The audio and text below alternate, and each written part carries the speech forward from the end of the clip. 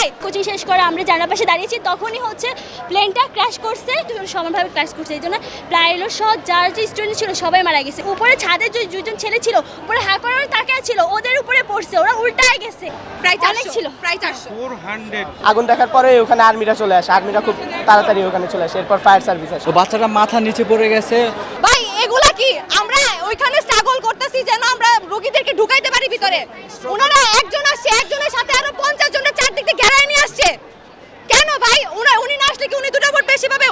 ওনার ভোটের চেয়ে কি দুইটা জীবনের দাম বেশি না? উনি দুটো জীবনের কথা চিন্তা না করে 10 জনের 50 জন পার্টি নেতা নিয়ে আসছে ভোট নেওয়ার জন্য। কি করে চোখের সামনে ছোট ছোট বাচ্চারা খেলা করছে। এটা কেন হইতাছে? পাইলটের দোষে নাকি বিমানের দোষে? কারণটা কি? কোন রিজন হইতেছে? কয়েকদিন আগে ইন্ডিয়াতে ইন্ডিয়ান এয়ারলাইন্স ক্র্যাশ হইলো, এগুলোর রিজন কি? কেন হইতেছে এগুলা? এগুলা কোনো রিজন আছে? এই যে এতগুলো প্রাণ গেছে, এগুলো দায়ভার কে নেবে? কলেজ নেবে নাকি সরকার নেবে নাকি বিমান বাহিনী নেবে? আমরা ওইখানে ক্লাস করি, প্রতিদিন উপর দিয়ে একটা বিমান আসে যায়, সবসময় আমরা মানে এমনিতে তো ডিস্টার্ব হয় যে উপর দিয়ে বিমান যেতেছে আওয়াজ হয়, তাও এটা মানা যায়। এটা কি বুঝার মতো যে এতগুলো বাচ্চা মারা গেছে? তখন আমাদের কলেজ ছুটিও হয়েছিল, তখন হচ্ছে হ্যাঁ 1টা বাজে, তখন আমরা আমাদের যার কোচিং ছিল, কোচিং শেষ করে আমরা জানার পাশে দাঁড়িয়েছি, তখনই হচ্ছে প্লেনটা ক্র্যাশ করছে।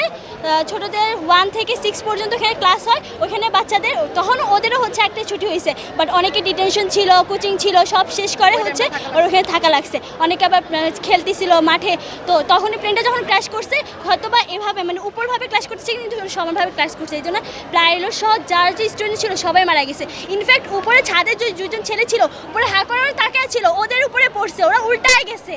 প্রজেক্ট 7 এর আমাদের যে প্রজেক্ট 7 বিল্ডিং আছে, প্রজেক্ট 7 বিল্ডিং এর উপর দিয়ে আসছে, একটুর জন্য ওই বিল্ডিংটা ক্র্যাশ করে এদিকে আসে নাই, শুধু জাস্ট 1-2 ইঞ্চি ব্যবধানে ওটা উপর দিয়ে চলে আসে, নাহলে ওটাতে ইংলিশ ভার্সনে যারা ছিল তাদেরকে ইট পড়ছে, ইট ছিটে ছিটে এক একজনের গায়ে পড়ছে, মাথায় পড়ছে।